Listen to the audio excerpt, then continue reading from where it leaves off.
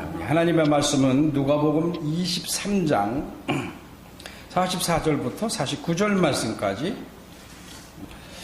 이제 드디어 우리 기독교 또 우리 예수 믿는 우리 성도들이 가장 뭐라고 해야 될까요? 우리가 늘 생각하는 십자가를 보고 예수를 생각하고 그러면 그 예수님이 그 죽으시는 그 장면을 늘 머릿속에 이렇게 생각하고 있죠. 근데 지난주에 말씀에도 보면은 예수께서 그 못 박히시는 그 장면이 사복음서에 다 나옵니다. 사복음서에 다 나오고 오늘 이 말씀도 사복음서에 다 나오고 다음에 무덤에 들어가시는 그 장면도 사복음서에 다 나오고 그 다음에 부활하시는 장면도 사복음서에 다 나옵니다. 이렇게 지난주에 있었던 말씀부터 이제 24장 12절 말씀까지는 사복음서가 다 나옵니다. 근데 이 얘기는 대체적으로 보면 사복음서가 다 나오는 경우가 극히 드뭅니다. 특히 요한복음에 이렇게 기록이 된 것은 삼복음서의 공관복음에는 이게 같이 나오는 경우가 많습니다. 근데 이 요한복음까지 포함해서 사복음서에서 연달아 이렇게 계속 나오는 것은 이 대목이 유일합니다. 그러니까 예수께서 잡히시고 못 박히시고 죽으시고 부활하시는 장면까지는 사복음서가 다 나옵니다. 그럼 아주 매우 중요하다는 얘기죠. 그러니까 이 사복음서 기록한 저자들이 다 한결같이 이 장면에 대 있어서는 아주 상세하게 기록을 하고 반드시 꼭 이 복음서에 또 이 글에 꼭 첨부해야겠다는 생각을 가지고 이렇게 썼던 것 같아요. 또한 성령께서도 이 작자들을 감동하셔서 이 장면만큼은 사복음서에 다 기록하도록 성령이 그렇게 역사하신 것 같습니다. 그렇기 때문에 매우 중요합니다. 근데 지난주에 말씀을 잠깐 드렸지만 못 박히셨다 하는 이 네 사복음서에서 다 기록을 했는데 아주 심플하게 얘기를 했어요. 그래서 그냥 그곳에서 못 박히셨다, 거기서 못 박으셨다, 못 박히니 이렇게 딱 못 박았다라는 말만 나옵니다. 그 뒤로 어떠한 설명이 없어요. 우리가 찬송 복음성가에 보면 대장장이의 노래는 그런 찬송이 있어요. 복음성가.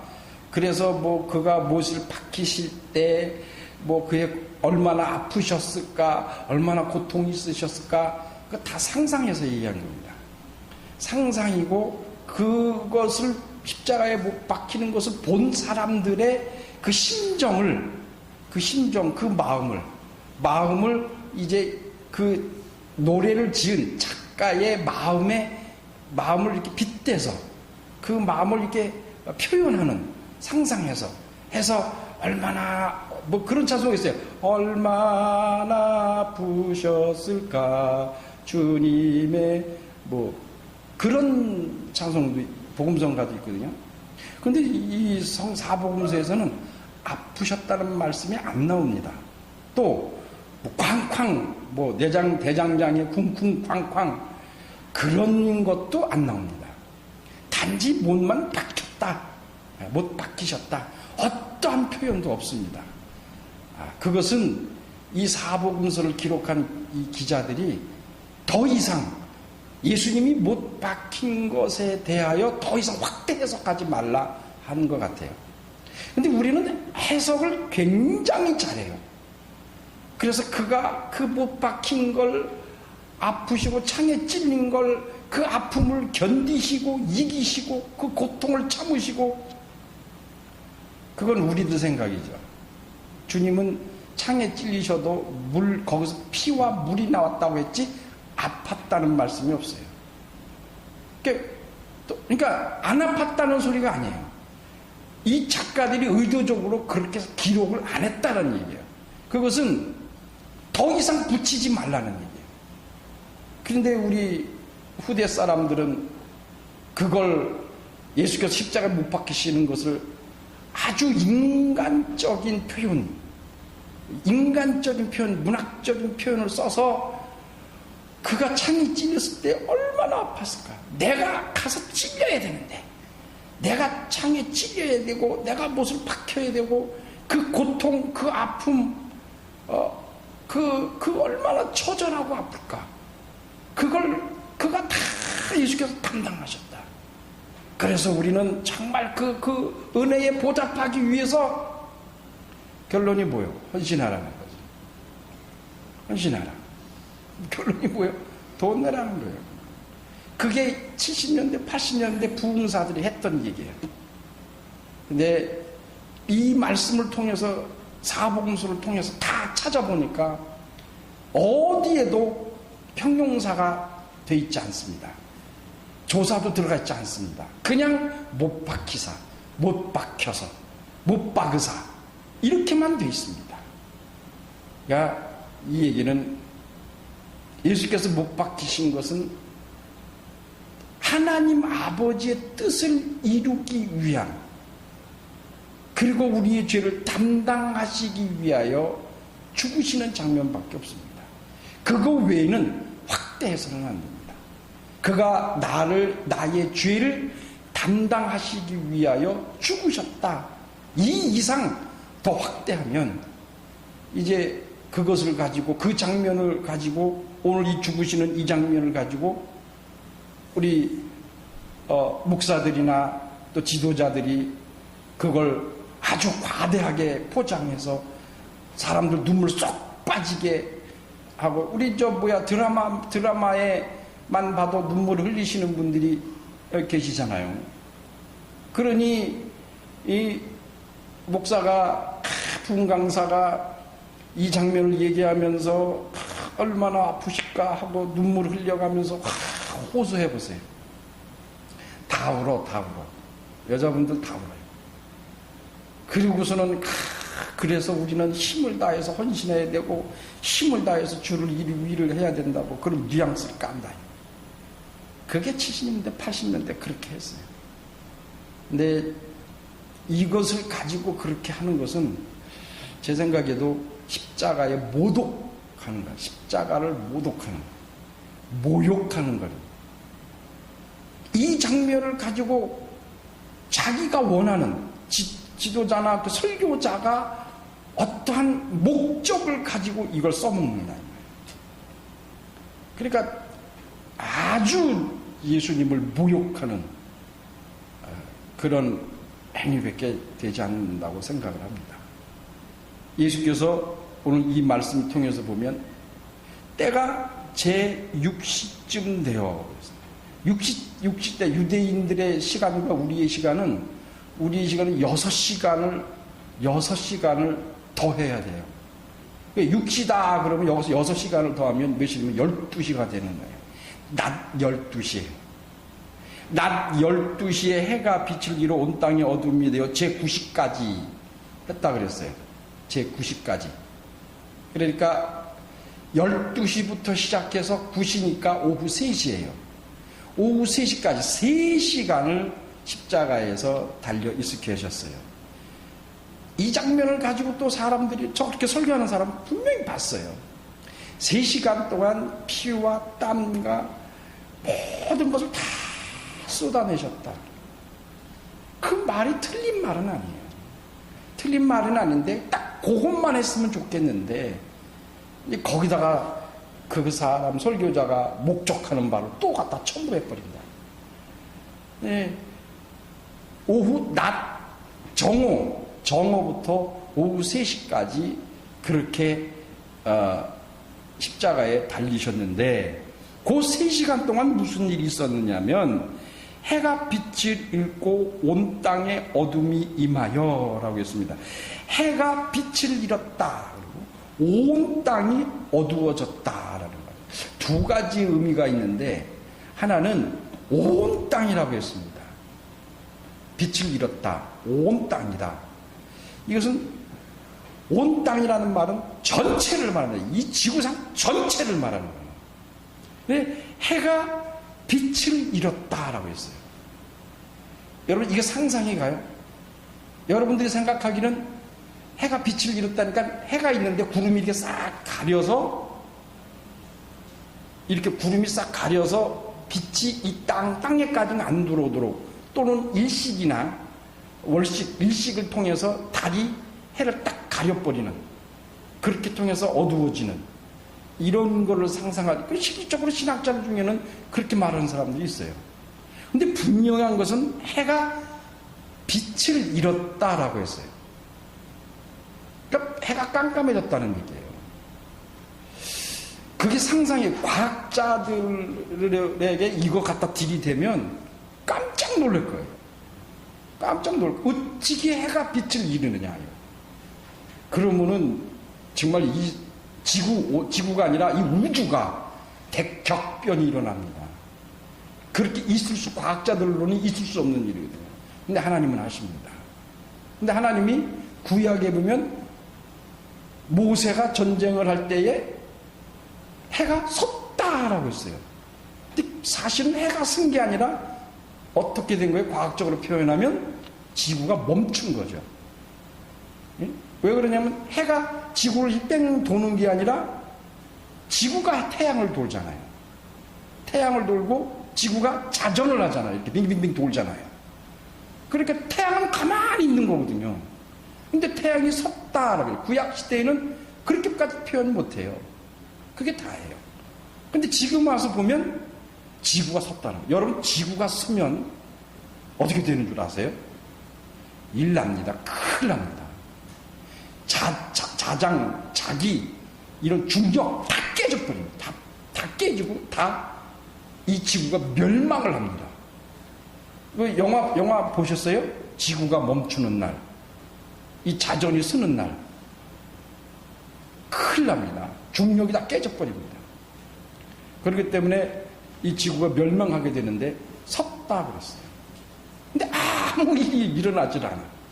아무 일어나고 그저 이스라엘이 전쟁에 승리한 것밖에 없어요. 하나님은 하실 수 있다 이 말이에요. 태양이 빛을 잃었다 그랬어요. 이 빛을 잃었다는 것은 뭐가 가려졌다는 얘기가 아니에요. 빛이 그냥 까매져 버린 거예요. 이것은 무엇을 의미하냐? 모든 만물이, 그러니까 이 땅에 의해서, 이 온 땅에 모든 만물이 애도한다 이 말이에요. 창조주가 죽으셨어요. 창조주. 그가 말씀으로 하나님과 함께 계실 때에 그 말씀으로 세상을 창조하셨어요. 창조주가 십자가에서 죽으셨어요. 그러니까 온 만물이, 이 세상에 있는 모든 만물이 스톱됐다 이 소리예요. 그 3시간 동안 암흑이요. 이 암흑, 깜깜해져서 암흑이요. 빛을 잃었어. 태양이 빛을 잃어버렸어. 우리가 지금 사는 이 지구나 온 이 지구에 태양빛이 없다고 하는 것은 곧 죽음을 말합니다. 그러니까 온 세상이 정지, 스톱됐다. 이게 오돈 몸 만물이 애도한다. 그 예수 그리스도의 죽음을 애도해요. 그런데 요 3시간이 딱 지나고 나서 무슨 일이 생겼냐면 성소의 휘장이 한가운데 찢어졌고, 그리고 예수께서 죽으셨어요. 그리고 이제 이 48절에 보면 이를 구경하러 모인 무리도 그된 일을 보고 다 가슴을 두드리며 돌아가고, 예수의 아는 자들, 그 사람들만 있었다. 근데 이게 마태복음과 마가복음과 요한복음에 보면 이 장면을 보고 사람들이 비웃습니다. 희롱합니다. 다시 말씀드리면 온 세상 모든 만물은 애도를 하는데 인간만 애도를 안 해요. 우리 마태복음, 오늘 마태복음 자꾸 볼 텐데 마태복음 27장을 한번 보세요.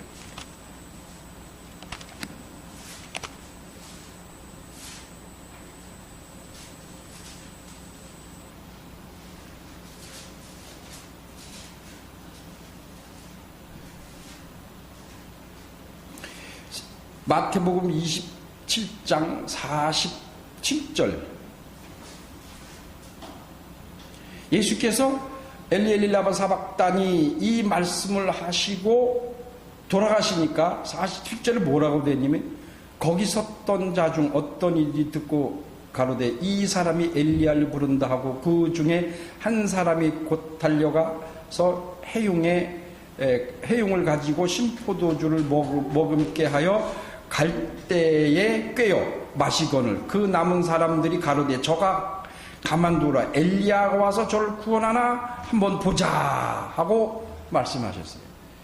그러니까 온 세상은 다 만물이 다 어두워지고 캄캄해져서 예수 그리스도가 죽으신 것을 애도하고 있는데 오직 애도를 안 하고 있는 것은 사람만 애도를 안 해요. 사람만 예수께서 죽으신 것을 슬퍼하지를 않으세요. 참 아이러니하죠. 하나님께서 만물을 창조하시고 인간도 창조하시고 인간에게 뭘 주셨어요? 다스리는 권세를 주셨다라고 했어요. 그리고 그 인간에게 복을 주셨다라고 하셨어요. 그런데 하나님은 또 가장 많이 복을 받고 만물을 다스릴 수 있는 권세까지 가진 인간이 그 창조주가 죽는데 희롱하고 오히려 조롱을 해버려요. 마태복음에는 어쩌고 두고 보자. 저가 엘리야를 소리를 막 지르니까 뭐라고 소리 질렀냐면 이 누가복음에는 아버지여 내 영혼을 아버지 손에 부탁하나이다. 마태복음에는 엘리 엘리 라마 사박다니. 그렇게 소리를 지르니까 이 사람들이 엘리야를 부르는 줄 알아요.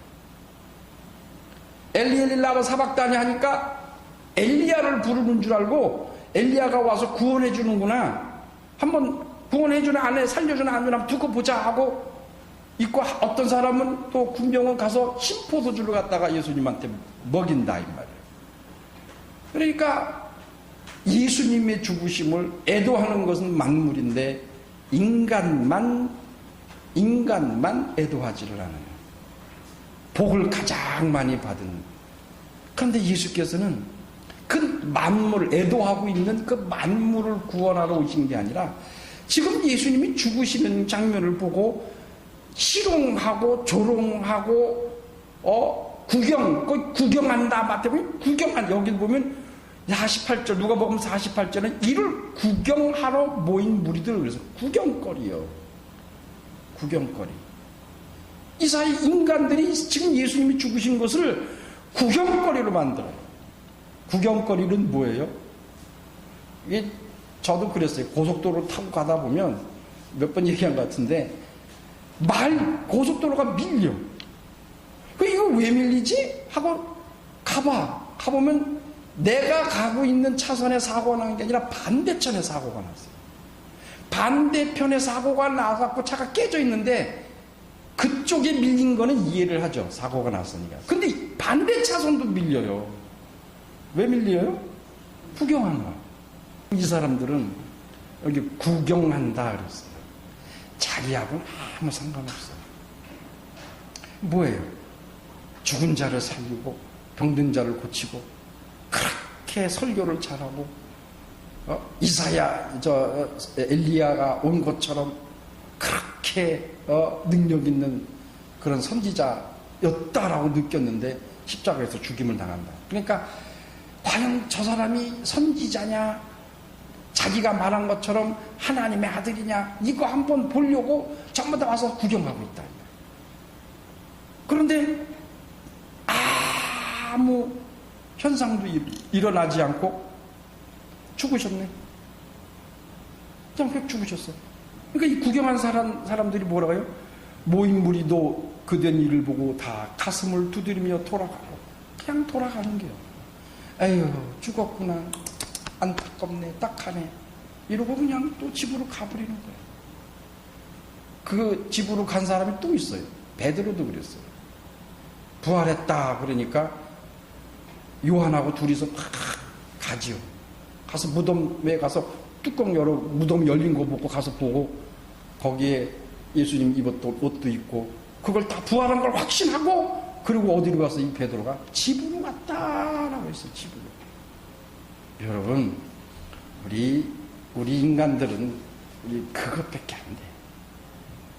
근데 예수께서는 지금 그 구경하고 있는 그 포도주를, 신포도주를 예수님 앞에 먹이면서 초롱하고 있는 그 사람들, 자기를 십자가에다 못 박으라고 하는 그 무리들, 예수를 십자가에 못 박으소서 못 박으소서 한 그 무리들, 그 무리들을 위하여 지금 죽으시는 거예요. 근데 사람들은 구경한다라고 했어요. 참 인간들은 악하죠. 인간들은 악해요. 이 죽으시기 전에 이 세상이 어두워지고 만물이 다 애도하는, 슬퍼하는 이 어두움, 이 어둠이 애굽에서 한번 일어나죠. 9번째 재앙이 어둠이었다 했어요. 그 어둠이 3일 동안 지속됐다라고 출애굽기 10장 21절부터 23절에 나와요. 그 어둠이, 깜깜한 어둠이 3일 동안 온 애굽을 덮었을 때 이스라엘 민족이 사는 것은 광명이 찬란했다라고 했어요. 그러니까 문설주에 바른 피, 어린 양의 피를 문설주에 바른 자들이, 그들은 홍해를 건너갔어요. 하나님께서 그 홍해를 찢어놓으셨어요. 휘장을 하나님이 예수께서 죽으실 때 위에서부터 아래까지 한가운데 찢어졌다라고 했어요. 마태복음과 누가복음을 한때 합쳐보면, 여기 누가복음에는 그 휘장이 가운데에서 찢어졌다. 한 가운데가 찢어졌다.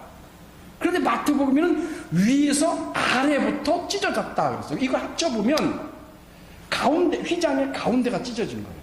근데 그 찢어질 때의 현상이 위에서부터 아래로 찢쫙 찢어졌다는 거예요.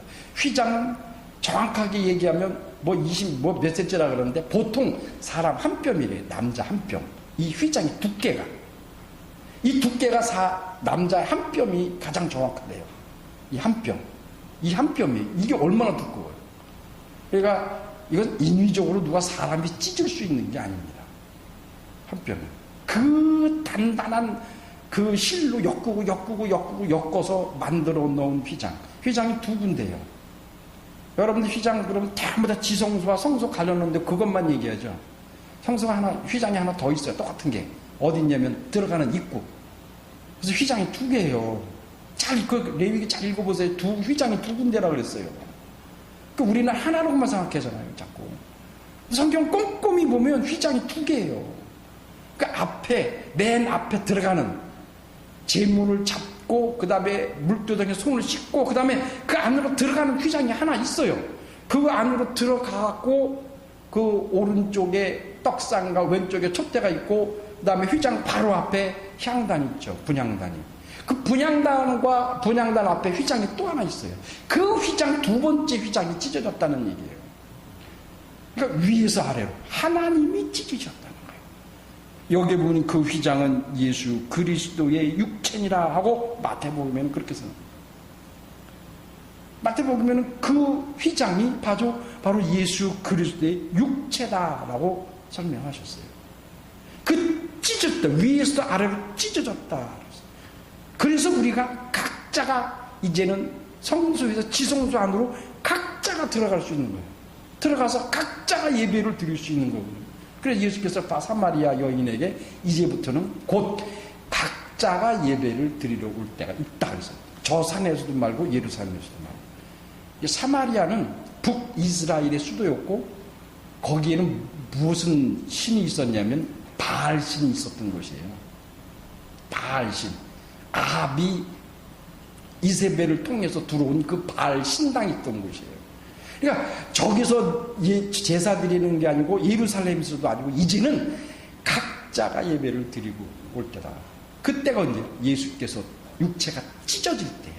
휘장이 찢어질 때. 그 찢어지는 그 현상이 어디서 먼저 나타났냐면 애굽에서 이스라엘이 요단강을 홍해를 건너갈 때 하나님께서 홍해를 찢어놓으셨어요. 그 찢어놓고 그 가운데 길로, 그 길, 하나님이 만들어 놓으신 길, 그 길이 요한복음 14장에 내가 곧 길이요 하신 말씀이에요. 그 길이 새 길이요. 그러니까 그 길은 오래된 길이에요. 예수님 당시까지 왔을 때는 오래된 그 길이 예수 그리스도 그가 나는 길이요 할 때는 새 길이에요. 그래서 예수께서 나는 길이요 할 때 그 길은 오래된 새 길이에요. 새 길. 예언되고 선지자를 통해서 예언되고 예표됐던 그 길 바로 예수 그리스도가 새 길이야. 지금 예수께서 그 길을 만들어 놓으시는 겁니다. 그래서 휘장이 위에서부터 아래까지 한가운데에 쫙 찢어집니다. 이스라엘이 홍해를 하나님께서 갈라놓으시고 그 홍해 갈라놓은 길을 밤새도록 동풍이 불게 하셨다 그랬어요. 동풍이 불었다는 건 뜨거운 바람이 불었다는 얘기예요. 그 뜨거운 바람이 불어서 뭘 했다는 얘기예요? 길을 다 말렸다는 거예요. 다 말라서 그래서 이스라엘 사람들이 그 길을 어떻게 했어요? 맨 땅을 걸어가는 것처럼 걸어갔다고 했어요. 그러니까 그 길로 걸어가시는 거예요. 우리 주님은 그러세요. 하나님의 역사는 그래요. 이스라엘 백성들이 물 하나, 발바닥에 물 하나 적히지 않고 물 빠지지 않도록 바짝 말려놓으셨어요. 그리고 낮에는 구름 기둥으로, 밤에는 불 기둥으로 보호하시는 하나님이세요. 그렇게 이스라엘 민족을 그렇게 탈출 그 홍해를 갈라서 그 길로 지나가게 하셨는데 조건이 있어요. 어린 양의 피를 문설주에 바른 사람들만, 어린 양의 피를 문설주에 바른 사람만 그 길을 지나가. 그 길을 지나간 그 이스라엘 사람들을 뒤를 따라온 애굽 군대, 이 사람들은 문설주에 피를 바르지 않은 사람, 어린 양의 피로 거룩해 되지 않은 사람들이에요. 이 사람들이 그 길을 가려고 했을 때는 하나님께서 그 길을 없애버렸어요. 물을 합쳐버렸어요. 다 죽었습니다. 그 안에 들어왔던 사람들은, 바닷물 안에 그 길로 행했던 사람들은 다 죽어버렸어요. 싹 죽었어요. 그러니까 예수 그리스도의 보혈은, 그가 십자가에서 죽으시고 흘리신 그 보혈은 오직 예수 그리스도의 피로 거룩해진 바로 그 영혼만, 그를 메시아요, 그가 하나님의 아들이오라고 인정하는 사람만 그 길을 통과할 수 있어요. 그 외에 다른 사람이 그 길을 통과하다가는 물에 다 수장당해 죽습니다. 다 수장당해 죽어요. 물 가운데로 지나간 사람은 살아나고, 물 속에 완전히 잠겨버린 사람들은 죽습니다. 우리가 침례라는 게 있잖아요. 침례는 물 속에 들어갔다가 나와야 돼. 안 나오면, 물 속에 집어 들어갔는데 안 나오면 어떻게 돼요? 죽어요. 예수 그리스도의 보혈을 믿지 아니하고 그 보혈로 거룩해지지 않은 사람이 물속에 들어가면요, 나올 수가 없어요. 죽어요, 그냥. 근데 그 물속에서 나와요. 그 영혼은 예수 그리스도의 보혈의 피로 거룩해졌다라는 말이에요. 그래서 우리가 침례를 받을 때 예수와 함께 죽었어요. 그 죽었다는 길은 홍해 가운데 길을 지나가고 있는 거예요. 그리고 그와 함께 다시 살아났어요. 그가 십자가에서 죽으시고 다시 살아나신 그 부활의 기념, 그것을 내가 믿는다라는 거예요. 그러니까 어린 양의, 구약시대는 어린 양의 그 피를 문설주에 바른, 그래서 그 죽음을 면한, 장자의 죽음을 면한 그 사람들은 하나님이 만들어 놓으신 그 길로 가서 홍해의 길을 찢어놓고 그 다음에 만들어 놓으신 길로 가 살 수 있으나, 그 어린 양의 피를 문설주에 바르지 않은 사람들은 다 그 물에 의하여 죽임을 당했습니다. 어떤 사람에게는 구원의 길이고 어떤 사람에게는 사망의 길이에요. 여러분, 예수 그리스도는 그를 믿고 그를 내 구세주로 하나님의 아들로 인자로 믿고 그가 나를 위하여 죽으신 내 구세주다 라고 믿는 사람에게는 영생을 주시지만 그 예수 그리스도를 믿지 않는 자에게는 하나님은 그들을 영영한 지옥불에 집어넣으십니다. 지금 우리 예수 그리스도께서 그 일을 행하고 계시는 겁니다. 그가 십자가에서 소리 지르십니다. 아버지여, 아버지여, 내 영혼을 아버지 손에 부탁하나이다. 엘리 엘리 라마 사막다니, 아버는 아버지여 어찌하여 나를 버리셨나이까, 이렇게 요한복음에는 해석을 했어요. 근데 누가복음에는 그 말을 해석을 어떻게 했냐면 내 영혼을 아버지 손에 부탁한다 라고 그렇게 설명하고 있어요. 이 부탁한다 라고 하는 말은 하나님께서, 예수께서 마지막 말씀이세요. 마지막으로 하나님 앞에 기도하고 부르짖은 그 말씀이세요. 근데 이 말씀도 스스로 하신 게 아닙니다.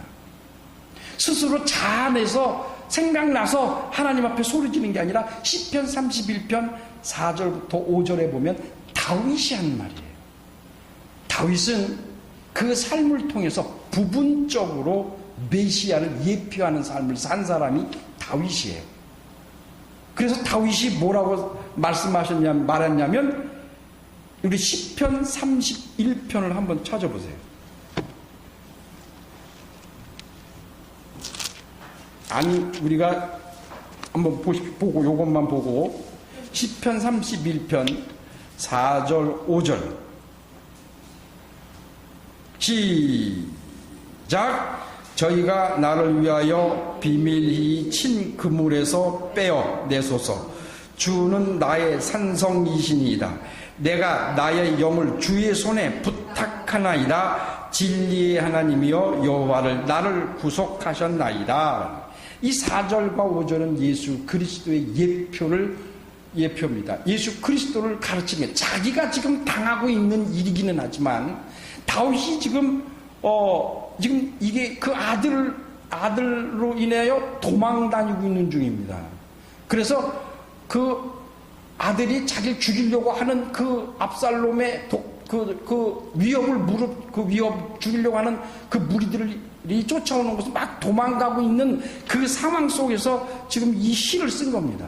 그래서 4절에 저희가 나를 위하여 비밀리의 그물에서 빼어내소서. 비밀히 친 그물에서 빼어내소서.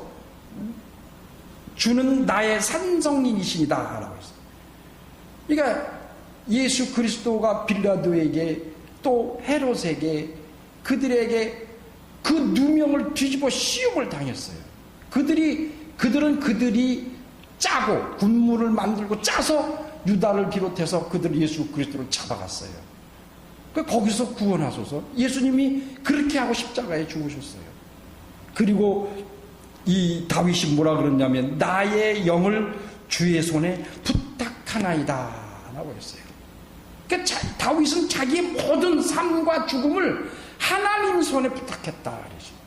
바로 우리 예수 그리스도가 여기서 이 말씀에 내 영혼을 아버지 손에 부탁하나이다 라는, 그 아들도 아버지 손에 내가 살던 죽던 다시 아버지가 나를 살려내시던 그 모든 일들은 아버지 손에 달려있다 하고 기도하시는 겁니다. 그러니까 예수 그리스도는 마지막 말씀까지도 아버지의 뜻을 이루셨어요. 그리고 뭐라고 말씀을 이후에 또 다른 마태복음에는 다 이루었다라고 하셨어요. 마지막 죽는 순간까지도 아버지의 그 손에 부탁하고 그 아버지가 이루신 그 모든 일들을 인정하고 앞으로의 이 모든 일들도 아버지 손에 의탁하는 예수 그리스도의 모습을 볼 수가 있습니다. 우리는 하나님의 아들이시며 독생하신 그 예수 그리스도께서도 아버지를 의지하셨어요. 의지했다라는 말은 내가 좀 사는데 좀 이렇게 날 좀 도와주세요 이 소리가 아니고 의지했다라는 것은 전폭적으로 맡겼다. 전폭적으로 완전히 그의 손에, 아버지 손에 완전히 맡겨놨다. 그런데 아까 어둠을 설명할 때도 말씀드렸지만 모든 만물이 태양도 빛을 잃어버릴 정도로 애도하고 있는데 인간만 앞에서 구경하고 조롱하고 있어요. 예수 그리스도 하나님의 아들도 그가 독생하신 하나님이신데 그 아버지 손에 다 의탁하고 맡겨놓는데 안 맡겨놓는 사람은 우리 인간들만 안 맡겨. 지 뜻대로 살아. 지 생각대로 살아. 지 맘대로 살아. 그러거든요. 이따가 오후에 또 이제 제가 성령에 대해서 설교를 할 건데 술 취하다. 술 취하다는 방탕하다는 말이거든요. 우리 인간들 삶이 술 취해서 방탕한 삶과 똑같아. 그러니까 성령 충만을 받을 수가 없어요. 하나님 앞에 하나님의 뜻대로 아버지의 뜻대로 그 손에 의탁하고 계시는 이 예수 그리스도 이분을 바라보면서 우리는 어떠한 삶을 살아야 되느냐.